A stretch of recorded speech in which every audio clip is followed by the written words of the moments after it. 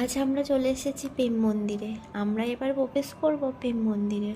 চলে এসেছি এবার প্রেম মন্দিরের ভিতর। জায়গাটা কিন্তু দারুণ।